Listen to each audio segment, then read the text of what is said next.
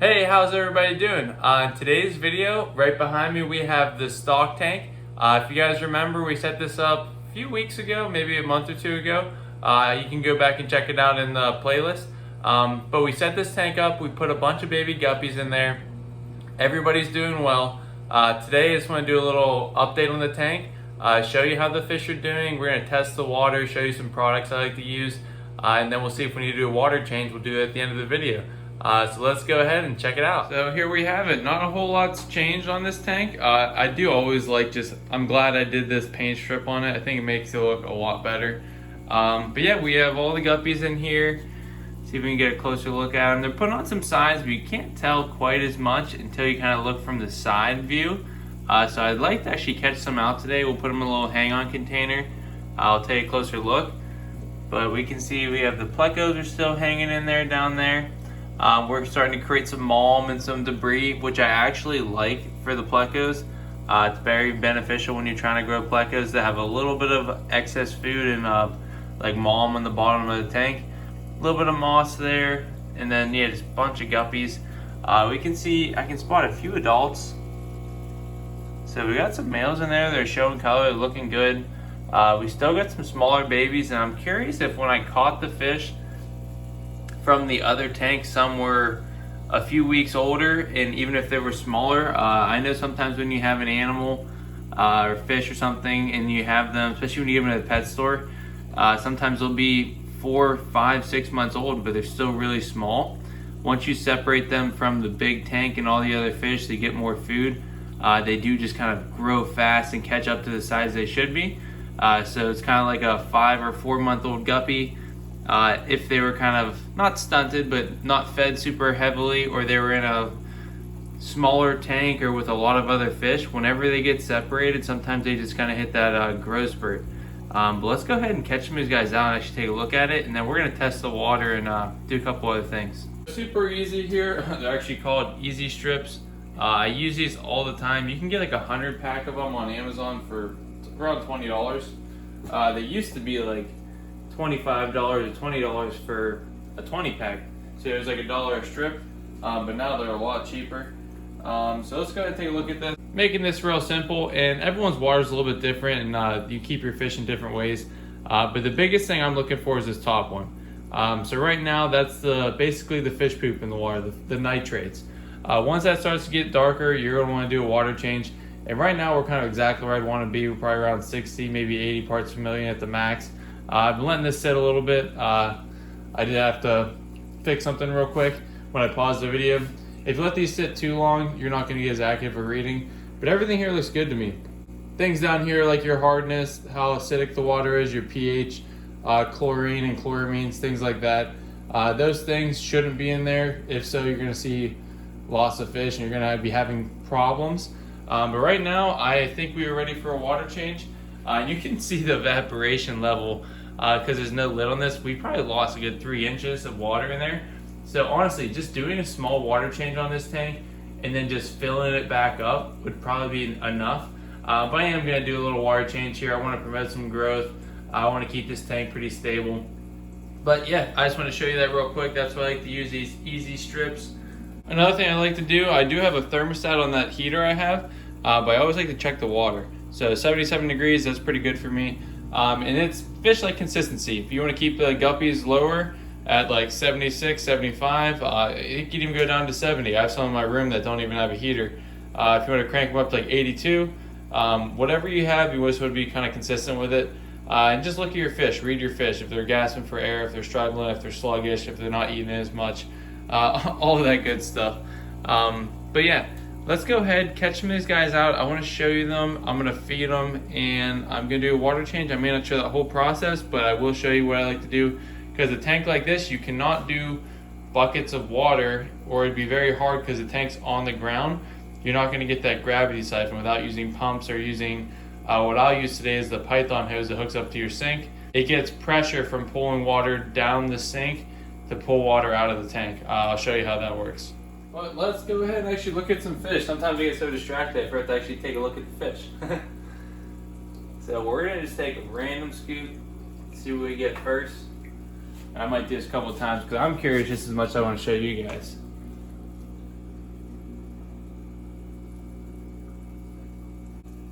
first little scoop. Everybody's looking good. So you can see the size on some of these females and males. We're getting close to selling size. There's still some tiny babies in there, which kind of makes me curious if they're like just runts or what the deal is there. I don't think we're having no one's having babies in this tank just yet. But yeah, looking good. I'm gonna actually get a net and scoop some more out and see what we get. All right, so here we have another little net full out of the tank. Really liking this yellow half black. He's actually got some of like the blue on the top of his body, which I've always liked that, especially for ponds. If you look above, we'll try to look at it. See how like his spine, he gets that color? I forget the name of it off the top of my head. And he's also got the Dumbo ears where his side fins have color. I forget what it's like a steel head or something like that. But he's super cool. I like that one there. Female here showing some good color. I can see some baby half blacks in there, which I guess these fish are having babies now that I'm actually looking at it. A few of these females are definitely large enough to have babies, and there's just some fish in there that are too small. There's no way that those fish are 4 weeks old and at that size. You can see some down here. Yeah.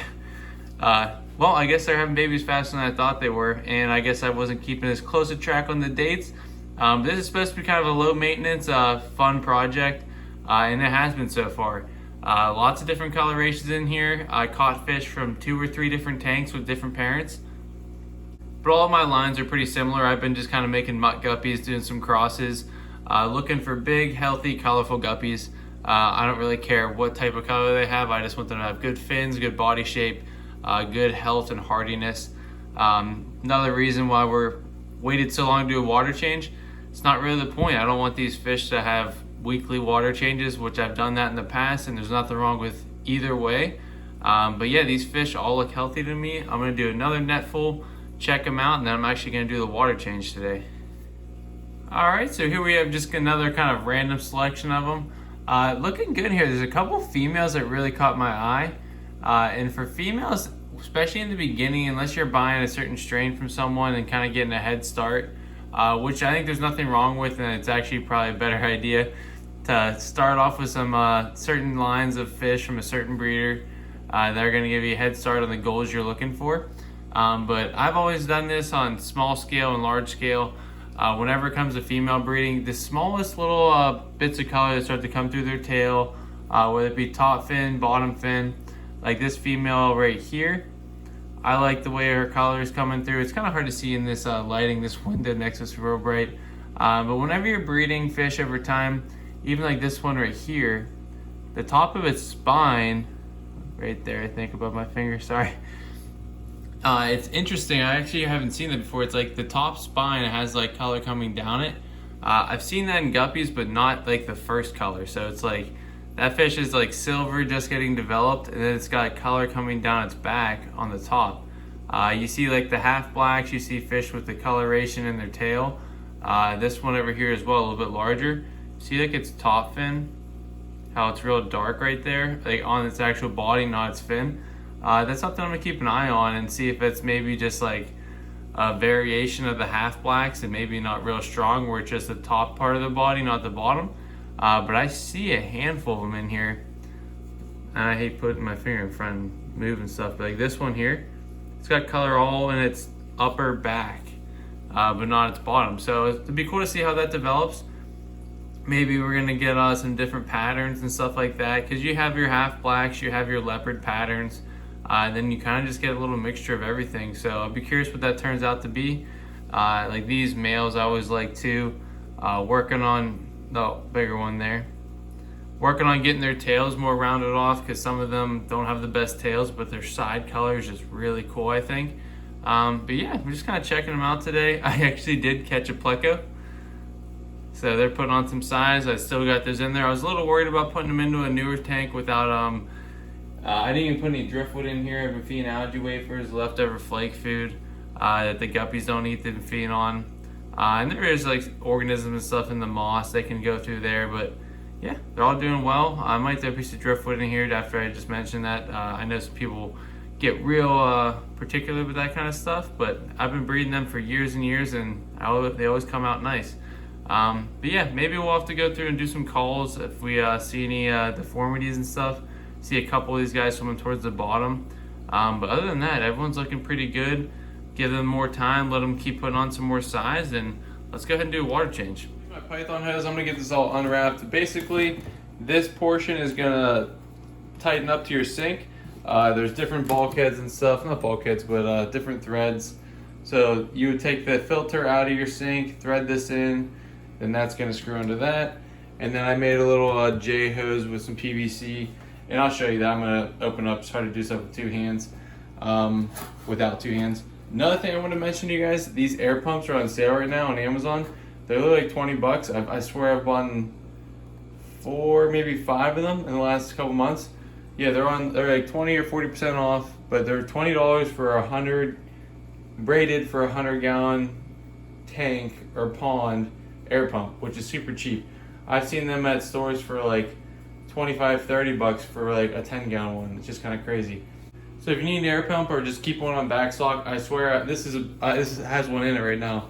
I'm actually gonna set it up for a pond. They're not really always best for outside, but if you kind of cover them up, they work just fine for smaller ponds.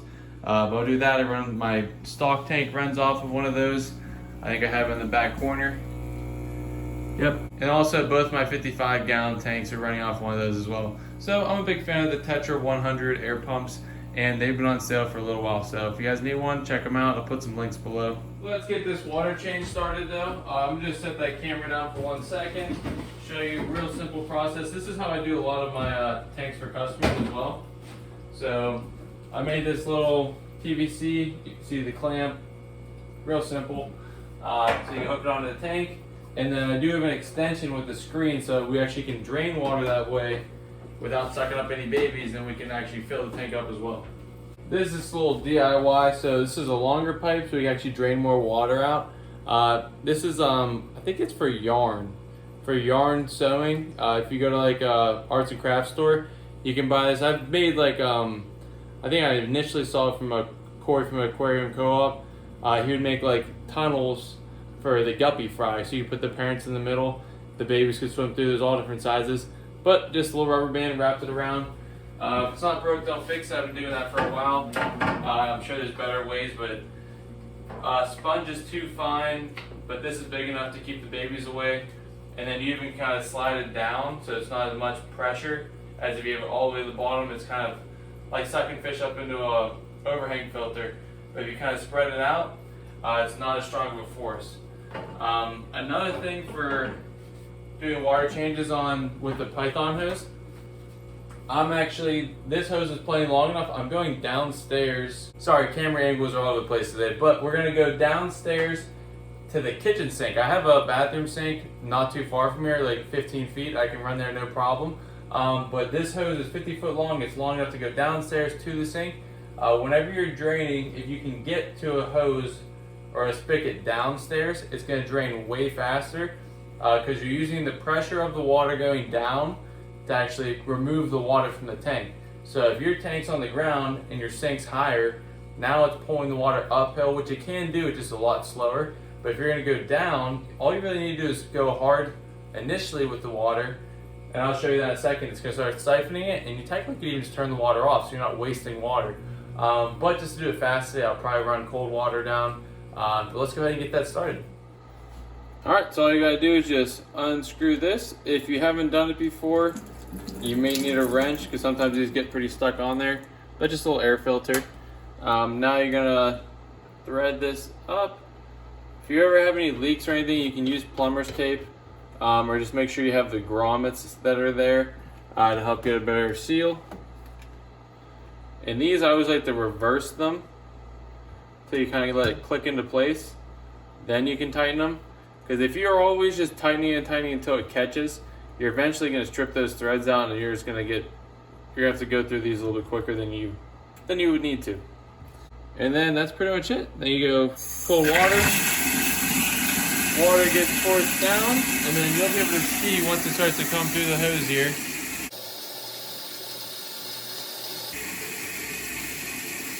Here it comes. You can see it start to sag from the weight.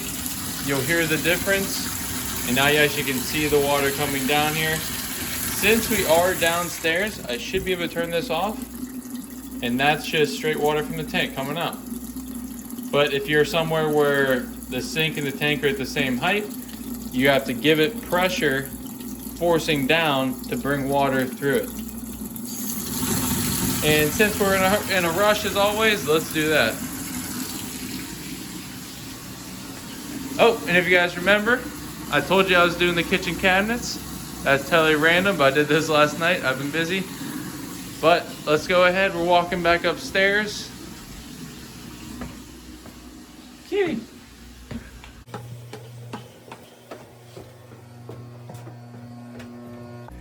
And that's all you gotta do, guys.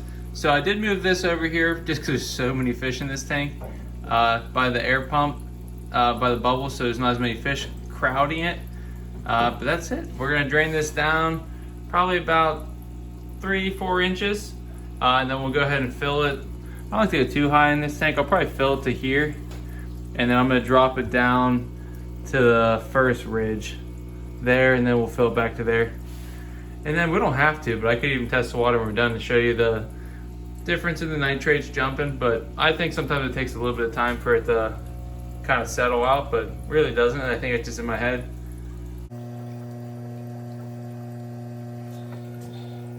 Yeah, I'm definitely happy though with this tank so far. I haven't really spotted any dead fish. I don't keep a super close eye on it. I'm not gonna lie, I've been busy with things. But everything looks good. I haven't spotted any bodies. The tank looks pretty clear. Nitrates are getting kind of high, but I feed this tank heavy, so that's to be expected.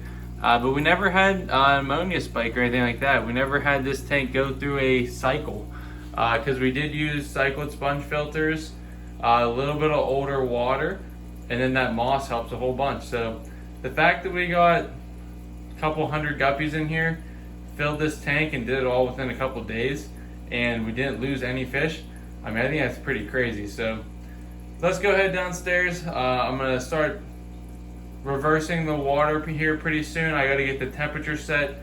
That's where it's really important to use your temperature gun. This is when I'll use it the most. You'll stop the siphon.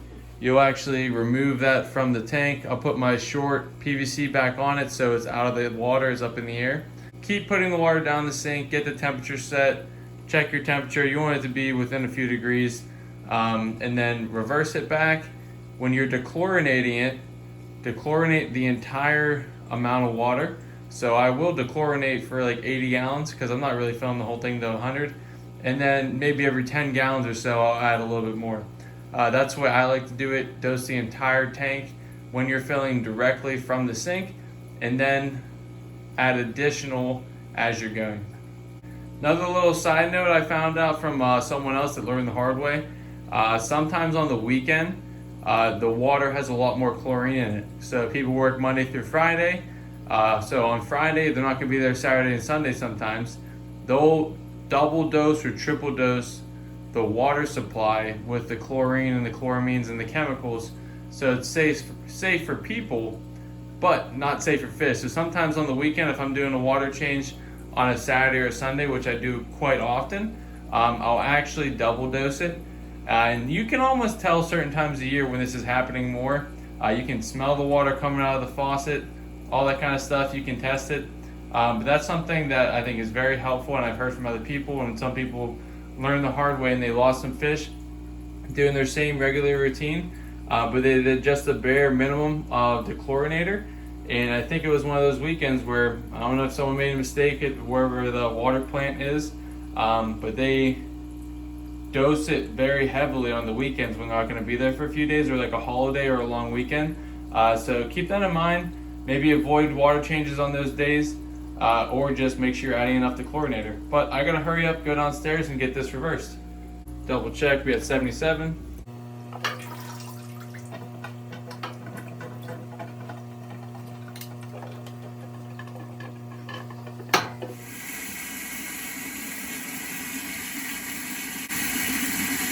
Now, whenever you're getting the temperature set, make sure it's reading the same temperature for 30 seconds to a minute without large fluctuation, alright? Alright, I always like to feel it too, just kind of peace of mind, but we're right at 76. So that's pretty good for me. We'll go ahead and reverse it. Whew, I think it's loud. Sometimes I'll wrap a sink or a paper towel around this. Because whenever you walk away, you get this little spray, you come back and there's a puddle. A little pro tip for you there, just get a paper towel. Once it gets wet, if anything leaks, it'll just drop down. But let's go upstairs and dechlorinate. So I want to go ahead and hurry and get this in there without waiting too long.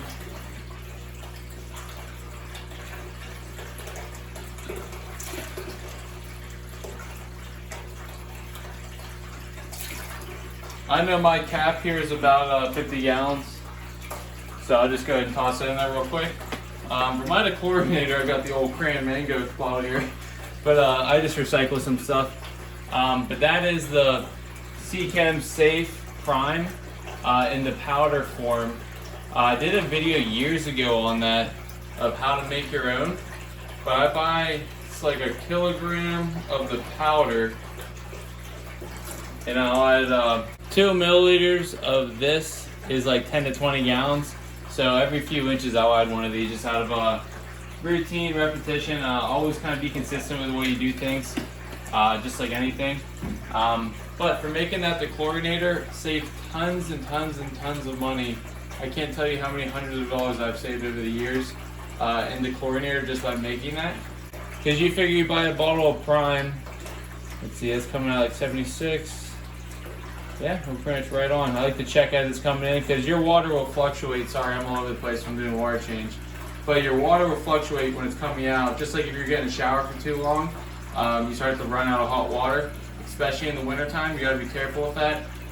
Whether you have to pace out your water changes on days if you have a few tanks, or do smaller changes more often. Whenever I had 40-some fish tanks at home, I could not do all my water changes in one night. I run out of hot water.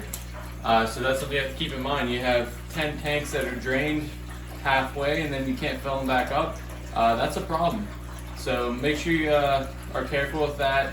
Not doing too many water changes or doing too hot of water changes. So depending on what your tanks are heated at, if they're at 82 and I was breeding all my rams, it was hard to get water at 82 for hundreds of gallons doing water changes, which just adds up. It gets kind of crazy.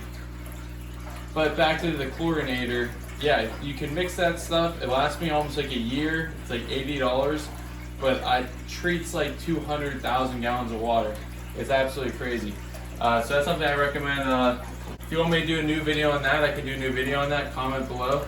If you're not already subscribed to, make sure you guys subscribe, because I only see most of the comments of people that are subscribed without me kind of digging through each video. But I'll get alerts on those ones. So yeah, let me know if you ever want to see how to make that dechlorinator. But yeah, we'll just keep adding it every inch or so. Sometimes I do like half of one of these pipettes. This is how I like to add my dechlorinator, so I can kind of microdose it more. And then the big capful I'll do at the very beginning. But yeah, so far so good. It's always kind of hard to do all this stuff and record at the same time, but I think it's coming out all right. Fish look healthy and happy. They're gonna be real happy after this water change. That water is getting pretty low. Another reason you want to do water changes and big water changes when you're raising fish, obviously you want to keep the water parameters good, but fish give off hormones. Just kind of telling you guys some fun facts for you while we're filling up this tank. Fish are giving off hormones when they're in any body of water.